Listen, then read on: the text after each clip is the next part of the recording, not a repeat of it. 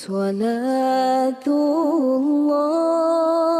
salamu. Bismillahirrahmanirrahim. Assalamualaikum warahmatullahi wabarakatuh. Alhamdulillah wassalatu wassalamu ala rasulillah wa ala alihi wa sahbihi wa mawalah wa la hawla wa la quwata illa billahi wa ba'du. Alhamdulillah di malam hari ini kembali kita bisa duduk untuk berthalabul ilmi, dan kita masih meneruskan kajian kita, masih membahas tafsir dari surah Al-A'la. Dan kemarin kita sudah membahas ayat fadzakir in nafa'atiz dzikra sayadzakkaru may yakhsha wa yatajannabuhal ashqa alladhi yaslan naral kubra thumma la yamutu fiha wa la yahya. Fadzakir, maka berilah peringatan, karena terkadang peringatan itu mendatangkan manfaat. Kemarin kita sudah singgung tentang kalimat fadzakir, bahwa kita ini bagaimanapun tetap memerlukan nasihat dan juga mau'idhah serta peringatan dari saudara kita kepada kita. Karena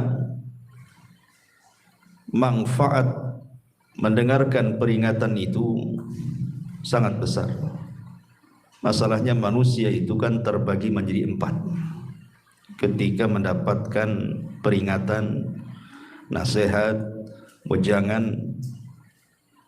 Pertama, boleh jadi mungkin nasihat dan peringatan itu bermanfaat bagi dirinya, kemudian bermanfaat bagi orang. Setelah dia mendapatkan nasihat, dia sadar, kemudian mengajak orang untuk sadar seperti dia. Kemudian yang kedua, bermanfaat bagi dia. Dia sadar dengan manfaat orang itu yang mengingatkan dirinya, tapi tidak bermanfaat bagi orang, hanya untuk dia saja. Dia tidak mengajak orang untuk tobat seperti dia. Yang ketiga, tidak bermanfaat sama sekali. Peringatan orang itu tidak membawa manfaat bagi dirinya, apalagi membawa manfaat bagi orang lain. Kemudian yang terakhir, tidak memberi manfaat bagi dirinya. Anehnya, dia memberikan manfaat kepada orang lain. Saya contohkan biar mudah. Seseorang yang sadar ketika diberikan peringatan, kemudian dia sadar, dia tidak mau sadar sendiri. Umpamanya kepala rumah tangga tadinya jahat, dia bawa keluarganya ke neraka, kemudian mendapatkan hidayah karena mendengarkan peringatan, nasihat atau wejangan. Akhirnya dia ajak istrinya, dia ajak anak-anaknya, dia selamatkan semuanya. Dan ini masuk pada firman Allah Azza wa Jal, ku anfusakum wa ahlikum nar. Jagalah diri kalian dan keluarga kalian api neraka. Dan ini adalah orang-orang yang beriman. Yang kedua, ada yang bermanfaat bagi dirinya saja. Dia sadar, tetapi dia tidak mengajak orang. Kebenaran yang sudah dia terima itu hanya dia saja yang melakukannya. Dia tidak berani mengajak orang untuk hijrah sama seperti dia. Dan tentu sikap seperti ini tidak benar, karena Allah mengatakan dalam suratul Asr tentang kesempurnaan sifat seorang mukmin itu ada 4. Pertama ilmu, yang kedua amal, yang ketiga dakwah, dan yang keempat sabar. Illal ladzina amanu artinya ilmu, wa amilus solihat, setelah punya ilmu dia beramal saleh, setelah beramal saleh dia wa tawassaw bil haq berdakwah, setelah dia berdakwah wa tawassaw bis sabr dia sabar. Ulama mengatakan urutan pertama dan yang kedua memperbaiki diri sendiri, tapi urutan yang ketiga dan keempat memperbaiki orang lain. Artinya ilmu juga harus didakwahkan.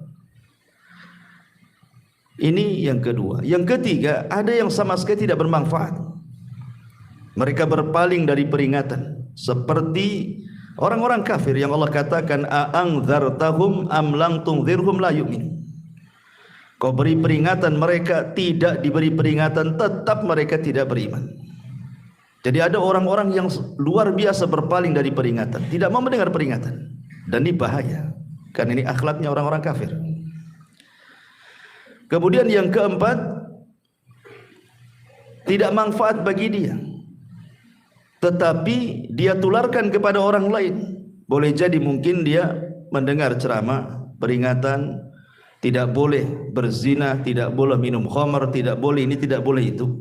Tapi dia tidak manfaat, tetap saja minum, tetap saja zina, tetap saja dia berdusta dan begitu seterusnya. Tapi dia memperingatkan orang lain, jangan kalian zina, jangan kalian begini, begitu. Ya. Ini dikhawatirkan masuk lima taquluna ma la taf'alun. Kabura maqtan indallahi an taqulu ma la taf'alun. Jangan kalian mengatakan apa yang kalian tidak kerjakan, karena besar sekali maktan azab Allah itu bagi orang yang ngomong doang tetapi tidak mau mengamalkannya. Ma'asyiral muslimin yang dimuliakan Allah Azza wa Jalla, di antara bentuk zakir mencari peringatan atau mencari nasihat itu adalah dengan hadirnya di majelis ilmu. Kalau anda ingin mendapatkan peringatan, nasihat-nasihat, hadir di majelis ilmu. Karena orang yang jarang hadir di majelis ilmu itu sangat membahayakan, sangat-sangat membahayakan. Perhatikan firman Allah Subhanahu wa taala, Allah mengatakan, "Wa idza ma unzilat suratun nadhara ba'duhum ila ba'din hal yarakum min ahadin thumma sarafu sarafallahu qulubahum bi annahum qaumul la yafqahun." Dan apabila diturunkan satu surat, satu sama yang lainnya, maksudnya ketika turun wahyu kepada Nabi sallallahu alaihi wasallam, maka orang-orang musyrik itu memandang satu dengan yang lainnya, kemudian saling berkata, adakah seseorang dari kaum muslimin yang melihat kalian? Setelah itu mereka pun pergi. Allah memalingkan hati mereka disebabkan mereka adalah kaum yang tidak memahami wahyu.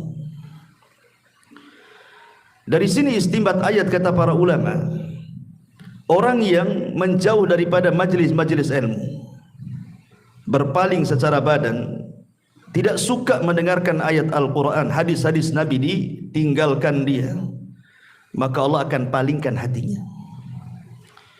Kalau sudah dipalingkan hatinya, ini bahaya. Nabi sendiri disebutkan dalam hadis Ummu Salamah, doa yang paling banyak diucapkan Nabi itu apa? Ya muqallibal qulub, tsabbit qalbi ala din.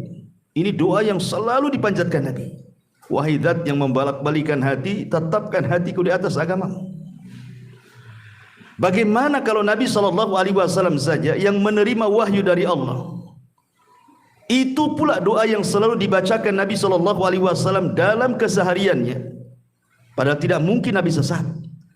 Tetapi begitulah ibrah, pelajaran bahwa hati ini mudah berpaling. Makanya orang yang jarang hadir di majelis taklim itu membahayakan hatinya. Dia akan condong kepada kesesatan, condong kepada syahwat dan syubhat. Dari sini ada sebuah hadis dari Abi Waqid Al-Harith bin Auf radhiyallahu anhu. Nabi SAW pernah suatu ketika menyampaikan pengajian ceramah seperti ini. Datanglah 3 orang masuk ke majelis Nabi. Yang satu mendekat kepada Nabi, yang satu menjauh dari Nabi, duduk paling belakang, yang satu pula berpaling, tidak mau hadir, pulang. Setelah kemudian selesai ngaji, Nabi SAW mengatakan kepada para sahabatnya, ala ukhbirukum bin nafari thalatha, maukah kuhabarkan kepada kalian tentang 3 orang yang tadi masuk ke masjid itu. Kemudian Rasul mengatakan, amma ahaduhum fa'awa ilallah fa'awahu Allahu ilaihi, wa ammal akhar fastahya Allahu minhu, wa ammal akhar fa'arad, di sini sahihnya fa'aradallahu anhu. Adapun yang pertama yang masuk ke majelis duduk paling depan, berarti dia mencari perlindungan Allah, Allah lindungi dia. Adapun dia masuk cari tempat duduk paling belakang, padahal di depan masih kosong, dia malu-malu, Allah pun malu dengan dia. Adapun yang berpaling, di sini syahidnya, adapun yang berpaling tidak mau masuk ke majelis Nabi, maka Allah palingkan sekalian badannya dan hati-hatinya. Dan kalau Allah sudah memalingkan dari hambanya, ini sangat membahayakan. Kenapa? Karena dia tidak akan mendapatkan rahmat dari Allah. Dia akan dijauhi dari rahmat dan didekatkan dengan laknat. Dan pada hari kiamat Allah tidak akan memandang dia. Allah akan palingkan wajahnya dari dia. Dan kalau Allah Subhanahu wa taala sampai memalingkan wajahnya dan tidak melihat kita, maka inilah Allah katakan wasayujannabuhal ashqa. Maka orang-orang yang mereka berpaling, yatajannabuha, menghindar, menjauh. Ha ini kembali kepada peringatan. Maka siapapun yang menjauh dari peringatan itu, kata Allah, al-ashqa, maka dia orang yang paling celaka. Dan lawan celaka itu bahagia. Tempat orang bahagia itu di surga, tempat orang celaka itu di neraka. Makanya Allah mengatakan alladzi yaslan naral kubra, yaitu orang-orang yang akan memasuki api neraka yang sangat besar. Kenapa di sini Allah mengatakan kalimat kubra, api neraka yang sangat besar? Menunjukkan ini bukan api dunia. Seandainya antum kumpulkan api dunia ini, semua antum kumpulkan satu dunia api ini, sak lahar-laharnya, kemudian barakinnya, api-api yang dalam lautan, yang dalam perut bumi, dikumpulkan semuanya, itu kecil dibandingkan dengan api neraka. Jadi di sini Allah sedang menceritakan tentang api neraka dan kengeriannya, yang Allah katakan tsumma la yamutu fiha wa la yahya. Selanjutnya di sana dia tidak akan mati dan tidak pula hidup, artinya tersiksa selamanya. Maka kajian di malam hari ini kita akan fokuskan mengenal neraka. Apa sifat-sifatnya? Bagaimana kengeriannya? Bagaimana azabnya? Apakah setiap mukmin juga ada yang masuk neraka? Apakah orang yang masuk neraka tidak akan keluar dari neraka lagi? Dan begitu seterusnya. Nanti kita akan bentangkan, kita akan kenalan seperti apa neraka itu. Ma'asyiral muslimin yang dimuliakan Allah Subhanahu wa taala. Ahli sunnah wal jamaah meyakini bahwa surga dan neraka itu keduanya sudah dicipta. Dan ini menyelisih keyakinan orang-orang Jahmiyah dan juga orang-orang falasifah ahli kalam, yang sebagian mereka mengatakan bahwa neraka belum tercipta, bahkan sebagian mereka mengatakan bahwa keduanya tidak kekal. Dan ini sangat bertentangan dengan banyak dalil. Tapi ada juga yang ekstrim seperti Khawarij dan Mu'tazilah. Kalau orang masuk neraka, dia tidak akan keluar darinya, walaupun dia seorang mukmin. Kalau dia sudah masuk neraka, tidak akan keluar. Makanya orang-orang Khawarij ketika menghukumi para pelaku dosa besar, mereka mengatakan kafir di dunia, kekal di neraka. Tapi orang-orang Mu'tazilah mereka banci. Apabila ditanya tentang para pelaku dosa besar di dunia, mereka tidak katakan kafir, tapi tidak mengatakan mukmin juga. Manzilatun baina manzilataini, antara mukmin dan kafir, tapi di neraka hukumnya sama dengan Khawarij. Kalau sudah masuk gak akan keluar lagi. Dan ini akan bertentangan dengan banyak riwayat tentang syafaat. Bukankah syafaat itu salah satunya yang menyelamatkan orang yang masuk neraka kan? Selama dia tidak musyrik, tidak kafir. Artinya selama mereka ahli tauhid yang ahli maksiat, hukuman mereka tahta masyiatillah, di bawah kehendak Allah Subhanahu wa taala, berdasarkan firman Allah Azza wa Jal, innallaha la yaghfiru an yushraka bihi wa yaghfiru ma duna dzalika liman yasha. Allah itu tidak akan mengampuni dosa syirik saja. Adapun selain syirik itu di bawah kehendak Allah. Allah mau langsung masukkan ke surga. Kalau Allah mau diadab di neraka, kemudian dengan syafaat dia diselamatkan. Atau kalau sudah tidak ada syafaat, maka mereka akan diselamatkan dengan rahmat kasih sayang Allah Subhanahu wa taala. Ma'asyiral muslimin yang dimuliakan Allah Subhanahu wa taala. Adapun apa itu definisi neraka itu? Ma'asyiral muslimin yang dimuliakan Allah Subhanahu wa taala, neraka itu disebutkan oleh para ulama darul adzab allati a'addaha Allahu lil kuffari wal munafiqina wal usati fil akhirati. Dia sebuah tempat yang penuh dengan siksaan di dalamnya, yang Allah peruntukkan untuk orang-orang kafir, Allah peruntukkan untuk orang-orang munafik dan orang-orang ahli tauhid yang bermaksiat. Itulah definisi neraka. Maka kebalikannya definisi sorga, darun a'addallahu lil muttaqin, sebuah tempat yang penuh dengan kenikmatan yang diperuntukkan untuk orang-orang yang bertakwa. Ma'asyiral muslimin yang dimuliakan Allah Subhanahu wa taala. Bicara lebih jauh tentang neraka, di mana letak neraka itu? Allah Subhanahu wa taala mengatakan ketika bicara tentang letak neraka, Allah mengatakan kalla inna kitabal fujjari lafi sijin. Sesungguhnya catatan orang-orang jahat, orang-orang fajir diletakkan di sijin. Artinya bahwa neraka itu berada di sijin. Sijin itu di mana? Di bawah dasar bumi yang paling dalam. Tentu maksudnya bumi bukan yang bumi yang kita pijak, tapi bumi kelak yang akan diganti di hari manusia dikumpulkan di padang mahsyar. Tapi kalau sorga di bawah arasy dan di atas sidratil muntaha.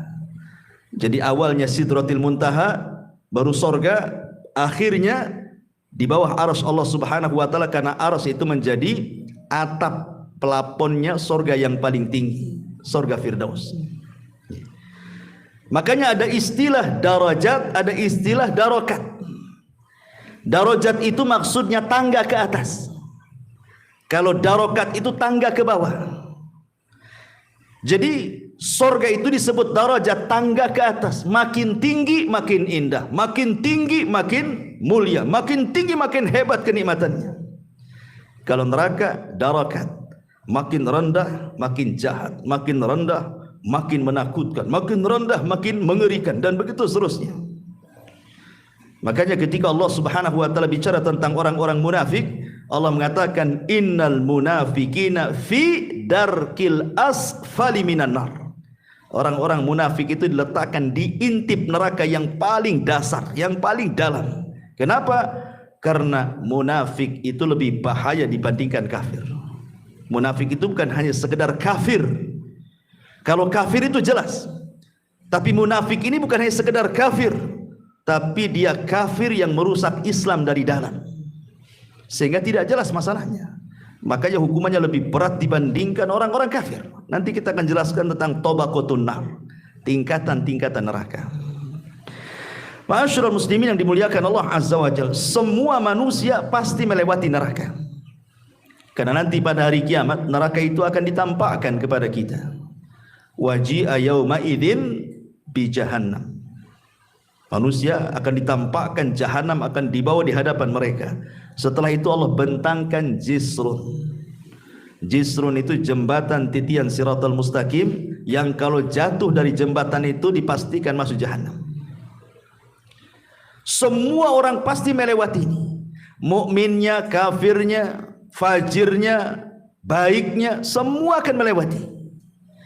Makanya Allah Subhanahu wa taala berfirman di dalam Al-Qur'an surah Maryam 7172, wa im minkum illa wariduha kana ala rabbika hatman maqdiyah. Allah mengatakan, dan sungguh kalian pasti melewatinya, dan itu keputusan yang tidak bisa dirubah dari Allah Subhanahu wa taala. Semua akan melewati neraka, lewat titian itu. Makanya Allah mengatakan, tsumma nunajjil ladzina taqau wa nadhara adh-dhalimina fiha jithiya. Allah selamatkan orang-orang yang beriman yang menyeberang, tetapi Allah jatuhkan orang-orang zalim ke dasar jahanam. Bahkan dalam sebuah hadis yang dikeluarkan Imam Muslim, Nabi SAW mengatakan, thumma yudhrabul jisru ala jahannam. Kemudian dibentangkan jembatan sirat di atas neraka jahanam. Wa tahillu syafa'atu, dan diperbolehkan syafaat pada waktu itu. Wa yaqulun, maka semua para nabi mengatakan, Allahumma sallim sallim, ya Allah selamatkan, ya Allah selamatkan umatku. Kila, kemudian dikatakan, ya Rasulullah, wa mal jisru, Rasul apa sih titian itu? Qala, maka Rasul mengatakan, dakhadun mazillatun fihi khatatifun wa kalalibun wa hasakun takunu bin najdin fiha syaukatu yuqalu laha sa'dan. Ketika Nabi SAW ditanya tentang jembatan itu, maka Rasul menyebutkan sifatnya. Jembatan itulah tempat yang sangat licin, mudah menggelincirkan. Dia memiliki penyambar-penyambar dan kawat-kawat besi yang kokoh, seperti yang ada di Najd yang memiliki kawat-kawat besi yang disebut dengan sa'dan. Jadi ada kawat-kawat bengkok gitu, yang menyambar-nyambar gitu ya di jembatan itu.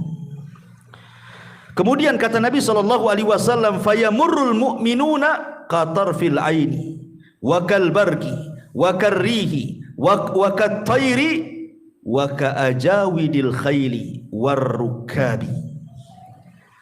Kata Nabi SAW, kemudian kaum mukminin yang akan melewati di dalamnya, ada yang melewati dengan sekejap mata, ada yang seperti kilat, ada yang seperti angin, ada yang seperti burung yang terbang, ada juga yang berlari seperti kuda yang sangat kencang, dan ada juga yang seperti orang berkendaraan.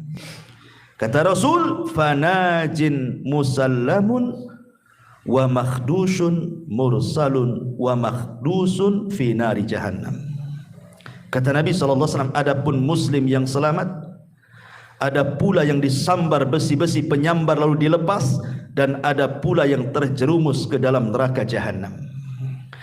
Ma'asyiral muslimin yang dimuliakan Allah Subhanahu wa taala, tentu orang yang pertama melewati adalah Rasul kita, tidak syak lagi, baru umat Islam. Walaupun kita umat yang terakhir, tetapi justru yang pertama kali melewati jembatan itu, dan itu bentuk kemuliaan. Kenapa demikian? Karena usia umat kita ini tak panjang, hisabnya tak lama. Kalau usia umat dulu itu panjang-panjang, maka hisabnya lama, makanya didahulukan umat Islam. Dan ini kemuliaan bagi kita. Ma'asyiral muslimin yang dimuliakan Allah Azza wa Jalla, sebenarnya neraka itu cuma satu secara zatnya, tetapi muta'addidatun fis sifat. Zatnya satu, tetapi sifat-sifatnya berbilang. Makanya neraka itu ada istilah-istilah dalam Al-Quran. Ada namanya istilah Al-Hawiyah. Apa hawiyah? Hawiyah itu menunjukkan seseorang terjatuh dengan cara terlempar. Itu disebut hawiyah artinya. Sebagaimana Allah mengatakan fa ummuhu hawiyah wa ma adraka ma hiyah narun hamiyah. Dan tahukah kamu apa itu neraka hawiyah? Ia adalah api yang sangat panas. Artinya ketika dia jatuh itu seolah-olah didorong, dilemparkan. Kemudian juga ada istilah ladha. Makanya Allah mengatakan kalla innaha ladha nazza'ata lisyawa. Dalam surah Al-Ma'arij 15-16 Allah mengatakan ladha. Apa sih ladha itu? Neraka yang apinya menyambar-nyambar, menyala-nyala, itu disebut ladha.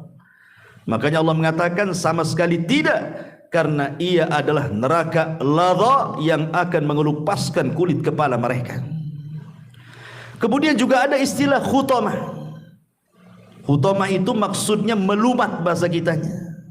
Dan itu Allah katakan kalla la yumbadanna fi al-khutamah. Wa ma adraka mal khutamah? Narullahil muqadah allati tattali'u 'alal afidah. Betul-betul melumat sampai ke hatinya. Allah katakan sekali-kali tidak, pasti akan dilempar ke neraka hutamah. Dan tahukah kamu apa neraka hutamah itu? Yaitu api Allah yang dinyalakan, yang membakar sampai ke hati orang itu. Kemudian juga ada istilah jahannam. Tentu artinya jahannam itu api yang sangat panas sekali. Makanya Allah mengatakan ketika orang-orang munafik diajak jihad ke perang Tabuk, sebagian mereka menganggap ngapain jihad di musim panas, belum sampai udah kalah kita karena kepanasan. Maka turun ayat kul naru jahannam asyaddu harran law kanu yafqahun. Katakan ya Muhammad kepada orang-orang munafik itu, neraka jahannam lebih panas kalau seandainya mereka tahu. Kemudian juga ada istilah jahim. Dalam Quran itu ada istilah jahim. Jahim ini lebih panas dibandingkan jahannam. Sebagaimana Allah mengatakan fa amma man tagha wa atharul hayatad dunya fa innal jahima hiyal ma'wa. Adapun orang-orang yang melampaui batas dan lebih mengutamakan kehidupan dunia, maka neraka jahimlah tempat tinggalnya. Kemudian Allah juga mengistilahkan dengan kalimat sakor. Sakor itu membakar, ya. Allah mengatakan masalakakum fi sakor. Qalu lam naku minal musallin. Kenapa kalian sampai masuk ke neraka sakor? Maka orang-orang mengatakan karena dulu kami tidak pernah sholat. Kemudian juga ada istilah sa'ir. Sebagaimana Allah mengatakan wa amma man utiya kitabahu wara'a dhahri fasawfa yad'u thubura wa yasla sa'ira. Sa'ir itu artinya bukan hanya sekedar api yang menyala, tetapi berkobar-kobar sangat tinggi sekali. Apinya itu makin tinggi gitu. Itu disebut sakor namanya. Makanya Allah mengatakan adapun orang-orang yang diberikan catatan amal dari belakang punggungnya, maka ia akan berteriak celakalah aku, dan dia akan masuk ke neraka sakor. Kemudian juga ada istilah sijin. Sijin itu artinya penjara. Karena orang masuk neraka tidak mungkin keluar dari situ, seolah-olah dia masuk ke penjara api neraka. Makanya Allah mengatakan wa ma adraka ma sijin dalam surah Mutaffifin itu ayat 8, tahukah kamu apa itu sijin? Itulah sifat-sifat neraka, ya. Ma'asyiral muslimin yang dimuliakan Allah Subhanahu wa taala. Allah Subhanahu wa taala ketika menyebutkan kengerian neraka, ada istilah-istilah yang sangat menakutkan bagi neraka itu. Terkadang Allah membahasakan dengan bi'sal masir. Apa bi'sal masir itu? Seburuk-buruk tempat kembali. Walilladzina kafaru birabbihim adzabu jahannam wa bi'sal masir. Surah Al-Mulk ayat 6. Dan orang-orang yang ingkar kepada Tuhannya akan mendapatkan adab jahannam, dan itu seburuk-buruk tempat. Di dunia ini seburuk-buruk tempat pun tidak lebih buruk daripada neraka. Sebutkan tempat yang paling buruk di dunia, tidak seburuk neraka. Bahkan ada istilah juga bi'sal qarar. Sebagaimana Allah mengatakan jahannam yaslaunaha wa bi'sal qarar. Ibrahim 29. Yaitu neraka jahannam, mereka masuk ke dalamnya dan itu seburuk-buruk tempat kediaman. Qarar. Ya. Terkadang Allah Subhanahu wa taala membahasakan dengan darul bawar. Sebagaimana Allah mengatakan, alam tara ilal ladzina baddalu ni'matallahi kufra wa ahallu qaumahum daral bawar. Surah Ibrahim ayat 28.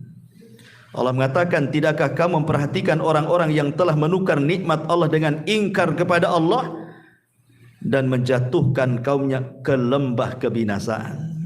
Allah bahasakan neraka dengan lembah kebinasaan. Ada juga bahasa Quran dengan menyebutkan bi'sal wirdul maurud. Apa itu? Seburuk-buruknya tempat yang akan dimasuki manusia. Sebagai Allah mengatakan dalam surah Hud ayat 98. Dan ada juga bahasa Quran dengan kata-kata daral fasikin, negerinya orang-orang fasik. Neraka itu negerinya orang-orang fasik, seperti yang disebutkan dalam surah Al-A'raf 145. Dan ada juga yang mengatakan asfala safilin, seperti dalam surah Tin. Asfala safilin itu artinya tempat yang paling rendah yang ada di neraka. Ada juga mengatakan su'uddar, tempat yang paling buruk. Ada juga mengatakan bi'sal mihad, tempat tinggal yang sangat-sangat buruk. Begitulah Allah istilahkan neraka. Artinya tidak ada satupun istilah kebaikan di neraka itu. Semua buruk, gitu maksudnya. Makanya kenapa ketika Nabi SAW menceritakan tentang bi an'ami rajulin min ahli dunya wa huwa min ahli nar. Jadi ada seseorang itu ketika di dunia itu hidupnya nikmat sejak lahir sampai mati, tidak pernah ngeluh, tidak pernah susah, semua dicukupi nikmatnya. Tetapi Allah takdirkan dia termasuk penuh neraka. Akhirnya Allah celupkan ke neraka satu celupan saja. Kemudian Allah tanya orang ini, hal marra bika min ni'amin qad. Sekarang sudah kucelupkan kau neraka, masih terasa kenikmatan yang pernah kualami di dunia itu? Dia mengatakan tidak. Tidak ada kenikmatan lagi di kepalaku, katanya. Tidak bisa lagi. Kalau kita kan mungkin dulu pernah senang, kemudian susah, masihlah teringatkan. Zaman dulu masih senang, zaman dulu masih di atas, zaman dulu masih gaji besar, sebelum dipecat, sebelum di PHK, sebelum kebakaran rumahnya, sebelum kena musibah, masihlah teringat kenangan-kenangan itu.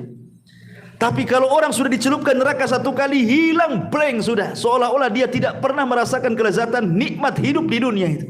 Itu baru satu kali celupan tuh. Lagi mana kalau dimasukkan di dalamnya tuh? Na'udzubillahi min dzalik.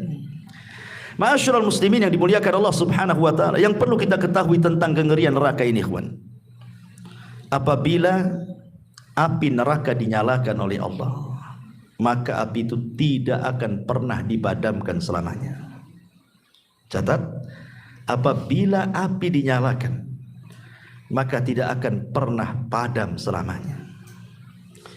Dan itu Allah katakan dalam surah At-Takwir 12, wa idzal jahimu su'irat, dan apabila neraka mulai dinyalakan. Dan Allah mengatakan dalam surah Al-Isra ayat 97, kullama khabata zidnahum sa'ira. Setiap kali neraka kami padamkan, justru kami akan menambah nyala apinya. Makin hari makin bertambah, makin minggu makin bertambah, makin tahun makin bertambah. Sebagaimana surga, nikmatnya makin hari makin bertambah, nikmatnya makin hari makin bertambah. Maka neraka juga sama, semakin hari azabnya semakin bertambah. Na'udzubillah.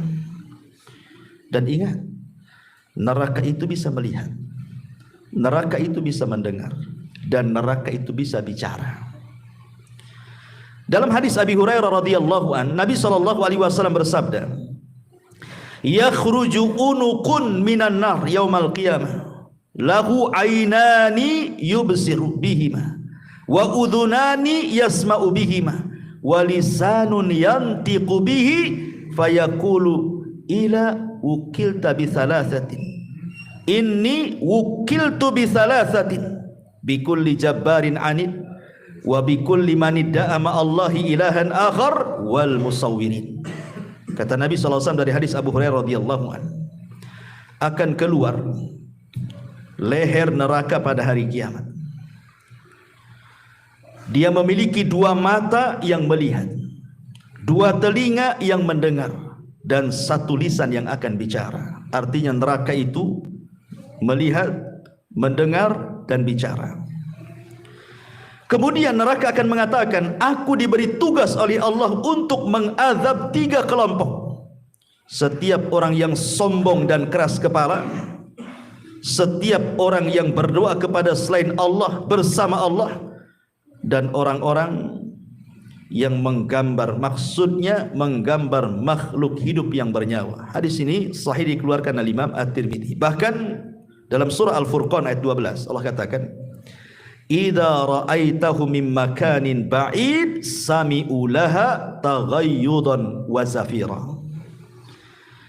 Jadi neraka itu kalau melihat dan sangat marah kepada orang-orang yang Allah marah kepadanya. Jadi Allah semakin marah, neraka ikut marah juga sama orang itu. Makanya Allah mengatakan apabila neraka itu melihat mereka, orang-orang yang dimurkai Allah itu dari tempat yang jauh, mereka ahli nar mendengar kegeraman neraka dan suara yang menyala-nyala. Geram sekali neraka itu kepada orang yang Allah murkai itu. Menunjukkan neraka bisa bicara. Ya. Ma'asyiral muslimin yang dimuliakan Allah Subhanahu wa taala, bahkan tidak ada yang bisa menandingi siksaan neraka dengan siksaan dunia. Seperti apalah siksaan dunia? Paling tinggi dimutilasi kan. Siksaan dunia mungkin dibunuh pelan-pelan. Sebenarnya orang kalau sudah mati dimutilasi nggak akan terasa dia, karena sudah tidak ada ruhnya kan, seperti perkataan Asma binti Abi Bakar kepada anaknya Abdullah ibn Zubair ketika dia ditangkap oleh Hajjaj ibn Yusuf, kemudian diikat di gerbang Madinah. Kemudian dia mengatakan kepada ibunya Asma, ya Ummi, bagaimana kalau Hajjaj itu memutilasi aku, memotong satu-satu badanku? Maka ibunya menenangkan, ya Abdullah ibn Zubair, bagaimana pendapatmu dengan kambing yang sudah mati, kemudian kau kuliti, kemudian kau potong-potong, apakah dia merasakan sakit? Seperti itulah jasad kalau sudah tidak ada ruh, mau dimutilasi kayak apapun, mau dipotong, mau dicongkel, mau dipotong kupingnya, mau ditarik lidahnya, mau dicopot kukunya, nggak akan terasa dia. Kenapa? Karena ruhnya sudah nggak ada. Cuma nampaknya aja sadis kan itu ya, sadis sekali itu. Sebenarnya tidak, biasa saja. Ya. Orang yang mati tidak dimutilasi dengan orang yang mati dimutilasi itu sama saja sakitnya ketika dicabut ruhnya itu saja. Selebihnya tidak akan merasakan.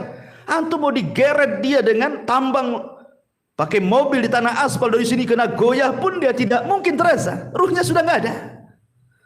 Itu maksudnya.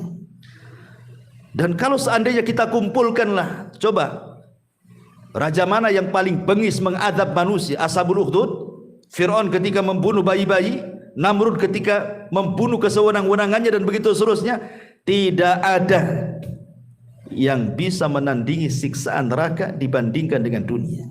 Makanya Allah katakan dalam surah Al-Fajr ayat 25, fa yauma idzin la yu'adzibu adzabahu ahad. Pada hari itu tidak ada yang mengadab seperti adab Allah, enggak ada. Ya. Ma'asyiral muslimin yang dimuliakan, kenapa? Tadi saya katakan di awal, karena kalau Allah sudah mengadab, melupakan semua nikmat. Itu masalahnya. Kalau Allah sudah azab itu, nikmat semua dilupakan dia. Nikmat yang pernah dibayangkan di dunia itu, rasanya tidak pernah secuil kenikmatan pun dia rasakan. Saking kerasnya azab Allah itu.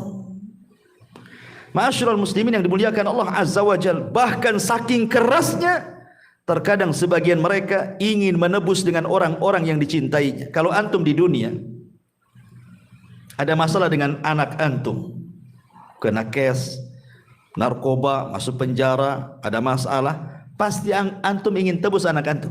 Rata-rata kan begitu, orang kalau cinta dengan anak, walaupun dia salah masuk penjara, kalau bisa bayar uang cepat keluar. Itu di dunia. Kita akan menebus orang-orang yang kita cintai supaya tidak terkena musibah. Tapi di akhirat terbalik. Anak yang kita cintai siap dijadikan tebusan agar dia tidak disiksa di neraka. Coba bayangkan, ya. Kalau bukan karena dahsyatnya kan. Kalau di dunia kan terbalik ya. Kalau anak kita, istri kita ada masalah, kita berusaha cari uang, kita tebus supaya dia jangan sampai terkena masalah. Seperti yang dilakukan Zainab ketika suaminya menjadi tawanan Nabi SAW. Zainab sangat mencintai Abil As ibn Rabi. Padahal Abil As itu masih kafir. Tapi dia ingin menebusnya. Karena cintanya Zainab kepada Abil As. Diambilnya kalung itu.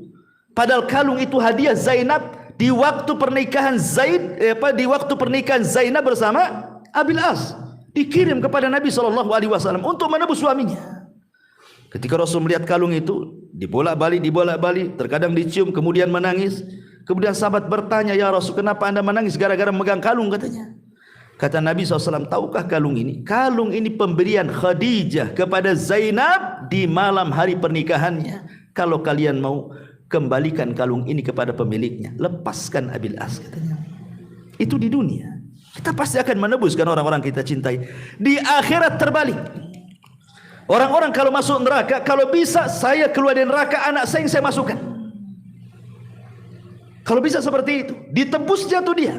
Makanya Allah mengatakan dalam surah Al-Ma'arij ayat 11-14, "Yawaddul mujrim law yaftadi min adzabi yawma idzin bibani wa sahibatihi wa akhi wa fasilatihi allati tuwi wa man fil ardi jami'an thumma yunji," katanya.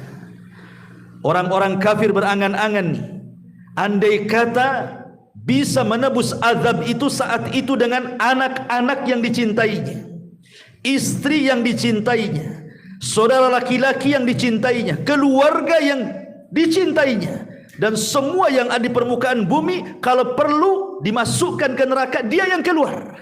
Coba bayangkan. Sedemikian dahsyatnya itu neraka itu, sampai orang-orang yang kita cintai di dunia dikorbankan. Lihat Abu Lahab. Ketika turun surah Tabbat yada Abi Lahab wa tab sampai kepada sayasla naran dzata lahab, dia susumber di hadapan kawan-kawannya dan mengatakan, kalau yang dikatakan Muhammad itu benar, bahwa aku akan masuk ke dalam neraka yang menyala-nyala, sayasla naran dzata lahab, katanya.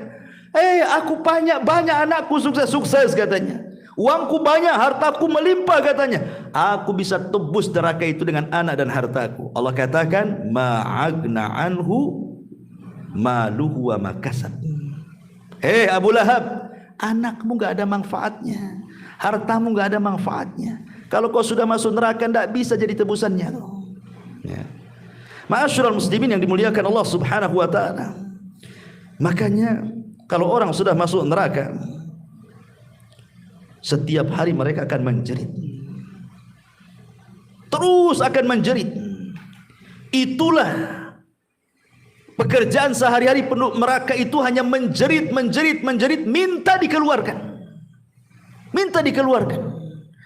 Makanya Allah Subhanahu wa ta'ala sampai mengatakan dalam surah Fatir ayat 37, wahum yastarihuna fiha rabbana akhrijna na'mal salihan ghairal ladzi kunna na'mal, katanya.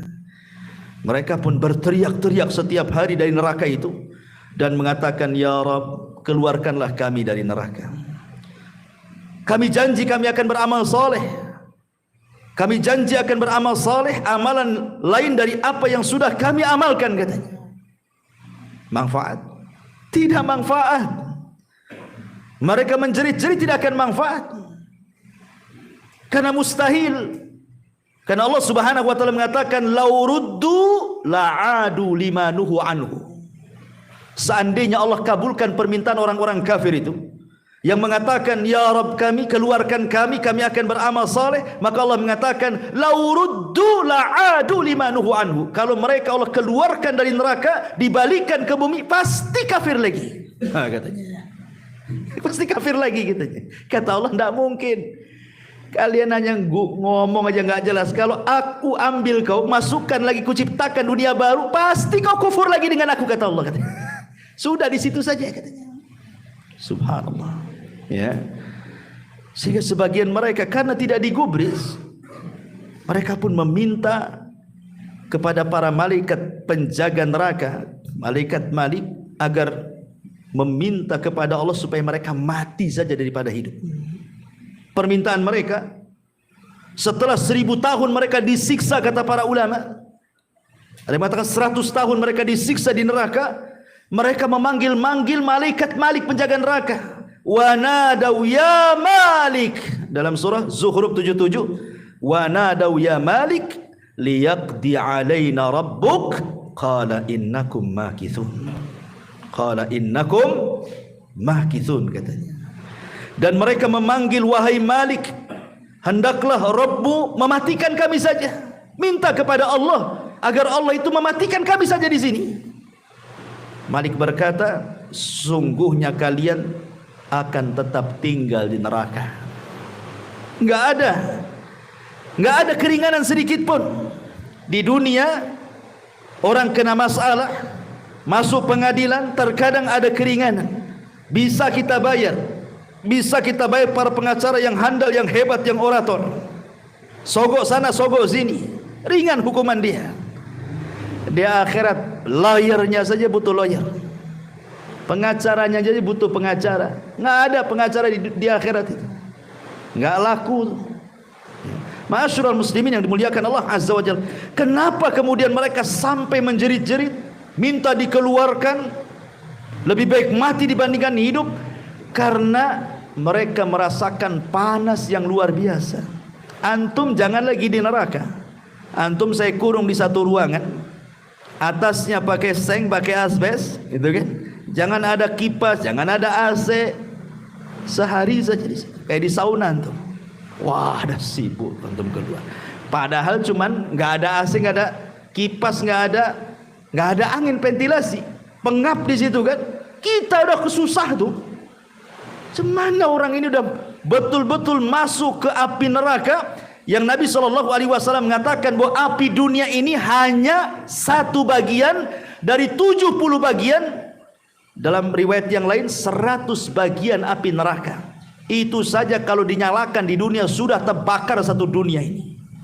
Bagaimana kalau yang digabungkan 70-nya atau yang 100-nya itu, seperti apa panasnya itu? Ma'asyiral muslimin yang dimuliakan Allah Azza, makanya Allah mengatakan narun hamiyah, api yang sangat panas, api yang dipanaskan. Cukup tidak? Wa ashabus shimal, ma ashabus shimal fi samumin wa hamimin wa dhillum min yahmum, wa dhillun min yahmum. Apa kata Allah? Dan golongan kiri, siapakah golongan kiri itu? Dalam siksaan angin yang amat panas dan air yang amat mendidih dan naungan asap yang sangat hitam tebal. 3. Allah katakan angin. Jadi sudah panas. Biasanya kalau kita panas, anggaplah kita berdiri di tengah sawah, panas nih, terik matahari. Adalah angin yang mengurangi rasa panas, ya kan? Ada angin yang mengurangi rasa panas. Ini angin yang datang bukan mengurangi rasa panas, makin panas lagi. Atau orang umpamanya ingin bernaung, nggak ada pohon, paling cari awan. Ini awan, matahari sudah agak ke barat kan, biasanya awan menutupi matahari itu, ya, agaklah teduh sedikit. Rupanya bukan awan, asap pula membawa panas dari atas. Subhanallah. Udah asap di atas bawa panas, angin pula bawa panas, dia pula di neraka yang panas. Seperti apa itu? Ya wajarlah orang itu menjerit-jerit. Ya. Ma'asyiral muslimin yang dimuliakan Allah Subhanahu wa taala. Bahkan saking panasnya neraka itu, sampai ke bumi panasnya. Panasnya neraka itu loh sampai ke bumi. Makanya kenapa Nabi SAW melarang kita untuk sholat ketika matahari di atas kepala.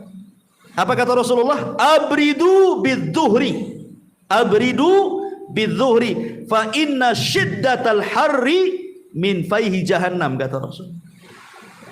Teduhkanlah, dinginkanlah pelaksanaan sholat duhur, biar dia tergelincir dulu matahari itu ke barat, agak teduh sedikit. Kenapa? Karena panas yang sangat terik di matahari di atas kepala itu adalah panas neraka jahanam yang dihembuskan ke dunia. Saking panasnya sampai kita rasakan ke dunia.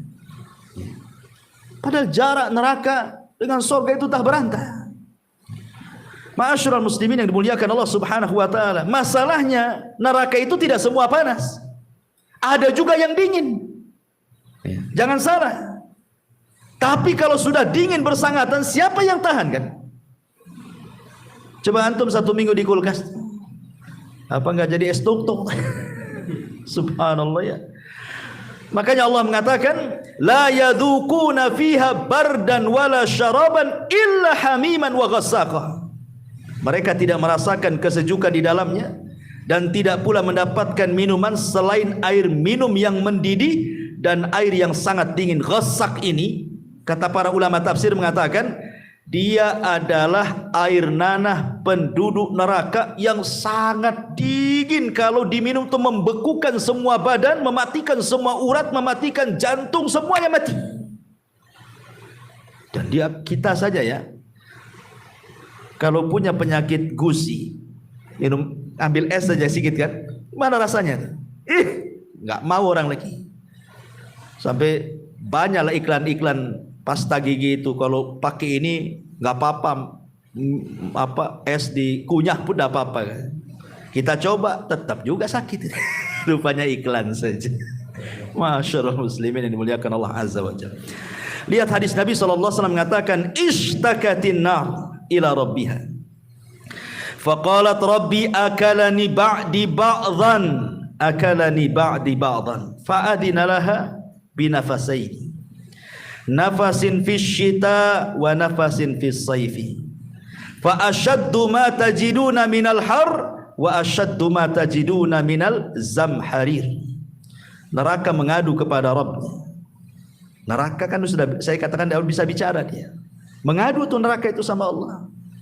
Ya Rabb, sebagian kami memakan sebagian yang lain. Neraka yang dingin memakan neraka yang panas, neraka yang panas memakan yang dingin. Ya, bergaduh tuh dua neraka. Maka kemudian Allah berfirman kepada neraka, jika demikian maka engkau akan dapat bernafas 2 kali. 1 nafas di musim dingin dan 1 nafas di musim panas. Maka itulah panas yang paling panas dan dingin yang paling dingin. Kalau datang panas, itulah panas yang luar biasa. Kalau datang dingin, itulah dingin yang luar biasa. Dingin itu bukan berarti mengenakan, tidak. Terkadang lebih bahaya dibandingkan panas. Ya. Ma'asyiral muslimin yang dimuliakan Allah Subhanahu wa taala. Sementara kita tahu bahwa kalau antum zaman baheula, zaman dulu belum ada gas, baik listrik ataupun gas tabung, semua orang membuat perapian dengan kayu. Sibuklah orang ke hutan, sibuk orang ke kebun cari dahan untuk masak. Tapi bahan bakar neraka itu bukan dari kayu. Allah katakan, ya ayyuhalladzina amanu qu anfusakum wa ahlikum nara wa quduhan nas wal hijarah. Hai orang-orang yang beriman, peliharalah dirimu dan keluargamu dari api neraka yang bahan bakarnya, lihat, Allah dahulukan manusia dulu. Bahan bakar neraka itu manusia, baru setelah itu batu. Ya. Didahulukan manusia. Bahan pokok, bahan bakarnya neraka itu manusia dulu, baru batu. Ma'asyiral muslimin yang dimuliakan Allah Subhanahu wa taala, wajar kalau seandainya tidak ada raut kebahagiaan. Makanya Allah mengatakan tadi apa? Wasayujannabuhal ashqa. Ashqa itu orang yang paling celaka. Celaka itu lawan orang yang paling bahagia. Sehingga tidak ada penduduk neraka itu senyum, apalagi tertawa, apalagi bercanda, enggak ada. Penduduk neraka itu hanya bisa menangis dan menangis. Perhatikan Allah mengatakan dalam surah Al-Anbiya 100, lahum fiha zafirun wa hum fiha la yasma'un. Mereka merintih, menangis dalam api neraka dan mereka di dalamnya tidak bisa mendengar. Subhanallah, dihilangkan pendengarannya. Dari Abdullah ibn Qais radhiyallahu an, Nabi SAW bersabda, inna ahlan nar la yabkuna fin nar hatta law ujriyatis sufun fi fi dumu'ihim lajara thumma innahum la yabkuna dama ba'da dumu'i wa bimithli ma hum fihi. Subhanallah. Sesungguhnya penduduk neraka itu akan menangis di neraka seandainya perahu itu dijalankan di genangan air mata penduduk neraka, niscaya perahu itu akan berjalan di atasnya. Ketika mereka sudah tidak ada lagi air mata yang dikeluarkan, maka mereka akan menangis dengan tangisan darah sebagai ganti air mata mereka, karena sudah habis tangisannya, sehingga darah yang keluar, naudzubillah. Ya. Dan mereka setiap hari melolong, ikhwan. Setiap hari menjerit, setiap hari melolong. Sampai-sampai Abu Umamah Al-Bahili radhiyallahu an, dia mengatakan, aku mendengar Rasul bersabda. Jadi suatu ketika Rasul itu dibawa oleh dua malaikat ke atas, tinggi dalam tidurnya itu. Dalam mimpinya dibawa dua malaikat, kemudian naik ke atas gunung. Sesampainya di atas gunung, kata Nabi SAW, idza bi aswatin syadidatin, tiba-tiba aku mendengar lolongan-lolongan orang yang menjerit kesakitan, kata Rasul. Kemudian Rasul mengatakan, mahadil aswat, suara lolongan apa ini wahai malaikat? Qalu, maka malaikat ini mengatakan, hadza ghawa'u ahlin nar, ini adalah lolongan-lolongan penduduk neraka. Subhanallah. Ya. Ma'asyiral muslimin, wajar kalau seandainya Nabi SAW ketika dimi'rajkan ke langit kemudian diperlihatkan neraka. Kemudian Rasul menceritakan di hadapan para sahabatnya sampai mengatakan, kata Rasul, walladzi nafsu Muhammadin biyadi, demi yang jiwa Muhammad di tangannya, law ra'aitum ma ra'aitu labakaitum katsiran wa la dhahiktum qalila. Kalau kalian tahu apa yang kulihat, pasti kalian sedikit tertawa dan banyak menangis. Kemudian ditanya Rasul, kau melihat apa? Maka Rasul mengatakan, ra'aitul jannata wan nar, karena telah diperlihatkan kepadaku sorga dan kengerian neraka. Subhanallah. Ya. Ma'asyiral muslimin yang dimuliakan Allah Azza wa Jalla, di dunia terkadang kita takut dengan beberapa binatang, kecuali mungkin pawang, itu kan sedikit pawang binatang juga. Pamannya tiba-tiba di rumah kita ada ular. Orang kalau takut ular, padahal ular itu tidak berbisa sebenarnya. Anggaplah ular hijau, ular apa gitu yang suka dimainin orang desa gitu ya. Tapi kalau orang takut ular, menjerit-jerit ya. Apalagi ular kobra kan, apalagi ular yang lebih daripada itu, apalagi ular sawah yang gede kan begitu ya. Tentu kita akan takut. Atau mungkin tiba-tiba di kamar kita itu penuh dengan kalajengking. Saya kira antum akan lari. Rupanya penduduk neraka juga akan diberikan ular dan kalajengking neraka. Bukan ular dunia, ular neraka, kalajengking neraka. Nabi SAW mengatakan dalam sebuah hadis yang dikeluarkan Imam Baihaqi dan disebutkan sahih oleh Syekh Nasiruddin Albani dalam kitabnya As-Sahihah. Rasul mengatakan bahwa jika ular di neraka menyengat satu gigitan, akan menyebabkan panas demam selama 40 musim. Ya. Kalau antum digigit ular neraka satu kali gigitan, maka demamnya 40 musim, artinya 40 tahun baru sembuh tuh dari demam itu. Demikian juga kalajengking neraka apabila menggigit satu gigitan, maka menyebabkan panasnya sama selama 40 musim. Bayangkan, tersiksa. Ya. Kalau mati sekalian selesai kan enak. Tapi ini tersiksa 40 tahun gara-gara menahan sakit gigitan ular dan kalajengking itu. Dan itu di mana-mana ular dan kalajengking neraka itu. Ma'asyiral muslimin yang dimuliakan Allah Azza wa Jalla. Dan kalau kita lihat azab yang paling rendah saja sudah ngeri sebenarnya. Siapa azab yang paling rendah neraka itu? Abu Talib. Ketika Abbas berdua bersama Rasul mengingat jasa-jasa Abu Talib, tetapi kan Abu Talib berarti kafir masalahnya. Jadi Nabi mengatakan, Abbas mengatakan, ya Rasulullah, apakah manfaat itu perjuangan Abu Talib untukmu, katanya. Maka Nabi SAW mengatakan, ya, tadinya Abu Talib itu harusnya digulung di ombak neraka, tapi ku mohon kepada Allah agar diletakkan di sandal neraka. Dari sini Rasul mengatakan, inna ahwana ahlin nari adzaban lahu na'lan wasyirakan min narin yagli minhuma dimaghuhu kama yaglil mirjalu ma yara anna ahadan asyaddu minhu adzaban wa annahu la ahwanuhum adzaba. Penduduk neraka yang paling ringan siksanya adalah seseorang yang diletakkan memakai 2 sandal neraka yang memiliki 2 tali, kemudian otaknya mendidih karena panasnya sebagaimana mendidihnya air yang ada di kuali saat antum merebusnya. Orang tersebut merasa inilah siksaan yang paling berat, tetapi itulah siksaan yang paling ringan. Jadi siksaan paling ringan saja sudah dianggap siksaan yang paling berat gitu ya. Gimana yang lebih berat lagi? Oh, yang paling ringan saja yang merasakannya itu sudah paling berat kali itu adabnya. Subhanallah.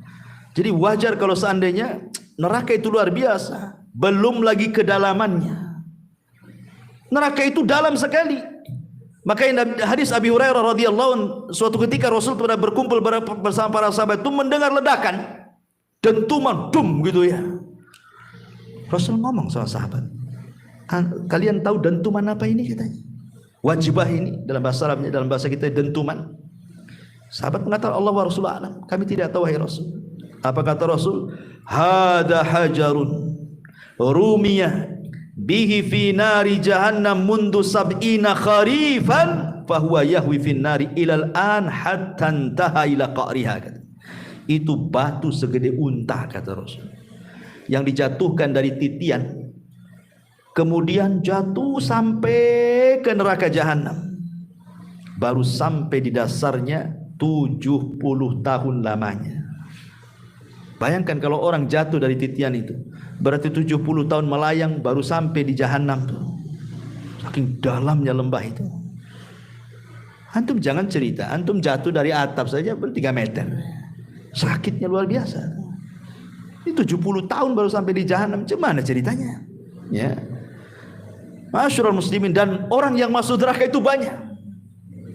Sampai-sampai dalam sebuah hadis Adam pernah dipanggil oleh Allah Subhanahu wa taala. Kemudian Allah mengatakan kepada Adam, "Ya Adam, akhrij bi'tsan nar." Adam, keluarkan dari turunanmu yang pantas masuk neraka katanya. Kemudian Adam mengatakan, "Wa ma ba'tsun nar?" Apa yang dimaksud dari umatku utusan-utusan yang akan masuk ke neraka itu ya Rabb?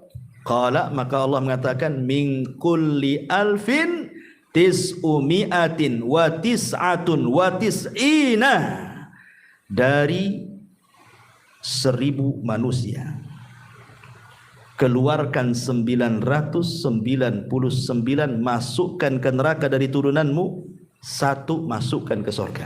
Subhanallah. Bandingan orang masuk surga dengan neraka itu 999, yang 1 masuk surga. Berarti kan penduduk neraka itu banyak, ya, banyak sekali penduduk neraka itu, karena bandingannya 1 banding 999. Kemudian Rasul sallallahu alaihi wasallam mengatakan, absyiru fa inna minkum rajulan wa min ya'juj wa ma'juj alfa.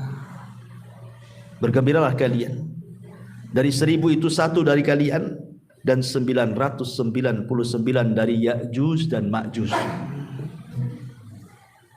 Artinya Ya'juj dan Ma'juj semua masuk neraka. Makanya kenapa Rasul mengatakan dalam hadis, Allah berfirman kepada Nabi Isa yang ketika itu sudah berhasil membunuh Dajjal, kemudian difitnah dengan keluarnya Ya'juj dan Ma'juj dan jebolnya benteng yang dibangun Dzulqarnain itu. Apa kata Allah? Wahai Musa, wahai Isa, sebaiknya kau bawa orang-orang yang beriman ke Bukit Tur. Kau jangan lawan mereka, kau tidak akan bisa mengalahkan mereka. Itu kaum yang tidak bisa diperangi dan tidak bisa dibunuh katanya. Sembunyi. Seorang nabi saja disuruh sembunyi melawan Ya'juj dan Ma'juj itu. Kenapa? Karena itu kaum tidak bisa dibunuh, tidak bisa diperangi. Logikanya ikhwan, antum loh kelahi, antum lawan 10 orang, jago kungfu manapun, kalau 10 orang kaulah antum. Mana ada. Makanya dalam Islam itu, kalau orang berperang kemudian lebih dari 2 boleh lari. Umpamanya ini perang nih, musuhnya kita kaum muslimin 100, musuhnya 300, boleh lari. Dan itu tidak termasuk lari dari peperangan. Tapi kalau musuhnya 2, tidak boleh lari. Mi'atun yaglibuna mi'atain. Al-ana khaffafallahu ankum wa alima anna fikum dha'fa. Sekarang Allah ringankan. Ya, bukan 1 lawan 10 lagi, 1 lawan 2 saja. Karena tahu kami mengetahui kalian itu lemah. Dari sini dibatasi bahwa kalau dalam pertempuran muslim dan kafir, musuh antum 2 orang, tidak boleh lari. Kalau lari masuk dosa besar, lari dari peperangan. Tapi kalau lebih dari 2 nggak apa-apa. Nah, antum menggunakan jurus kaki 3000 langsung, nggak masalah. Ya, kenapa? Musuhnya 3, boleh lari lah kan begitu. Karena yang tidak boleh itu cuma 2. Karena Allah mengatakan mi'atun yaglibuna mi'atain, 100 melawan 200, artinya 1 banding 2 kan gitu. Kalau 1 banding 2 nggak boleh lari.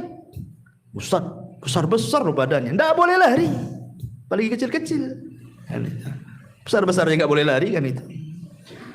Di sini ma'asyiral muslimin, bagaimana kalau antum melawan 1 lawan 999? Menang gak tuh kira-kira? Yang dilawan 1 lawan 990 dipastikan kalah lah itu. Makanya jangan dilawan, sembunyi. Yang itu. Ma'asyiral muslimin yang dimuliakan Allah Azza wa. Tetapi walaupun demikian, neraka itu penduduk neraka itu sebanyak itu, tetap neraka itu akan menampung semua ahli neraka. Kenapa? Karena besarnya neraka itu. Sampai-sampai ketika Allah mengatakan halim tala'ti wa taqulu hal mim mazid.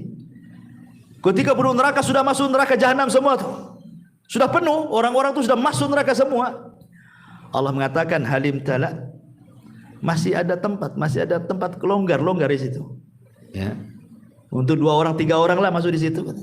Apa kata jahanam? Hal mim mazid. Ya, ada tambahan. Masukkan saja ya Rabb katanya. Masukkan saja.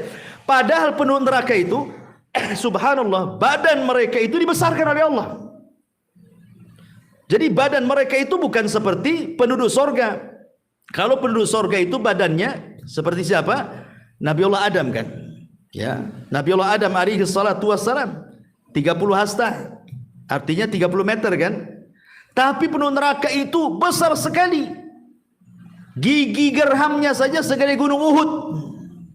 Gimana mulutnya? Gimana kepalanya? Gimana badannya? Ya, besar sekali. Tapi badan sebesar itu gitu ya. Dari sejak zaman Adam sampai yang terakhir mati, berapa jiwa manusia, miliar triliun jiwa tuh yang masuk neraka itu. Ketika Allah mengatakan halim tala'ti, sudah penuh wahai jahanam, kata jahanam, hal mim mazid, masih ada tambahan, ya masukkan saja katanya. Ya, ya. Besar. Bagaimana tidak besar? Rasul mengatakan ketika jahanam itu digeret, memiliki tali kekang berapa? 70.000 talinya tuh. Setiap 1 tali kekang yang memegang malaikat 70.000 malaikat. Talinya 70.000, setiap 1 tali yang menggeret 70.000 malaikat. Berapa miliar malaikat yang menarik jahanam itu? Logikanya, ya kan? Besar sekali jahanam itu. Makanya dari sini ma'asyiral muslimin yang dimuliakan Allah Subhanahu wa taala, belum lagi kita cerita-cerita tentang azab batin, tersiksa, belum lagi kulit mereka terkelupas, kullama nadijat juluduhum baddalnahum juludan ghaira, setiap kali kulit mereka terkelupas dibalikin lagi seperti ketika Rasul bercerita tentang azab kubur. Ini baru azab kubur loh. Rasul kan pernah bermimpi tentang azab kubur, di mana ada orang yang diterlentangkan, kemudian di sampingnya ada orang berdiri bawa batu, kemudian batu dihantamkan ke kepalanya sampai hancur. Kemudian orang ini pergi cari batu lagi, Setelah kembali kepalanya balik lagi. Dihantam lagi, hancur lagi, cari batu lagi, pas balik lagi seperti itu. Subhanallah. Coba. Ini baru azab kubur kata pensyarah, karena hadis dalam Sahih Bukhari. Dalam Fathul Bari ini cerita azab kubur tuh. Gimana cerita azab neraka? Itulah firman Allah surah An-Nisa, "Kullama nadijat juluduhum baddalnahum juludan ghairaha liyadzuqul adab." Setiap kulit mereka terkelupas, terbakar, mati, balikin lagi ke awal, balikin lagi ke awal. La haula wala quwata illa. Sampai kapan? Ya. Sampai mereka merasakan azab Allah Subhanahu wa taala betul-betul. Tapi ya tergantung orang masuk neraka itu kan. Ada yang boleh jadi mungkin setahun dikeluarkan, 2 tahun dikeluarkan, 100 tahun dikeluarkan. Tergantung dosanya. Kalau dia orang mukmin yang bermaksiat kan itu. Tapi jangan pula kemudian ada istilah. Saya pernah dengar seorang artis mengatakan, ya, nggak apa-apa saya masuk neraka biar saya ketemu Lady Gaga, katanya. Subhanallah, ketemu Lady Gaga pula di neraka, katanya. Kok bisa ngomong begitu? Dia kira satu hari neraka itu kayak apa, dicelupkan sedikit saja itu sudah hilang nikmat dia di dunia tuh. Na'udzubillah, kok bisa ngomong begitu? Jadi candaan kan? Kurang ajar mulutnya orang ini. Ya, perlu disobek nggak? Ya. Ma'asyiral muslimin yang dimuliakan Allah Azza wa Jal, dan banyak lagi pembahasan neraka ini. Pertama suara sudah soak gitu. Yang kedua hujan juga. Mungkin kita dan yang lebih pas sudah 9:30. Itu ya. Mungkin ini saja yang bisa sampaikan. Mudah-mudahan sebagai pengetahuan tentang apa itu neraka dan kengerian. Subhanakallah bihamdika asyhadu an la ilaha illa anta astaghfiruka wa atubu ilaik. Allahu ta'ala alam. Assalamualaikum warahmatullahi wabarakatuh.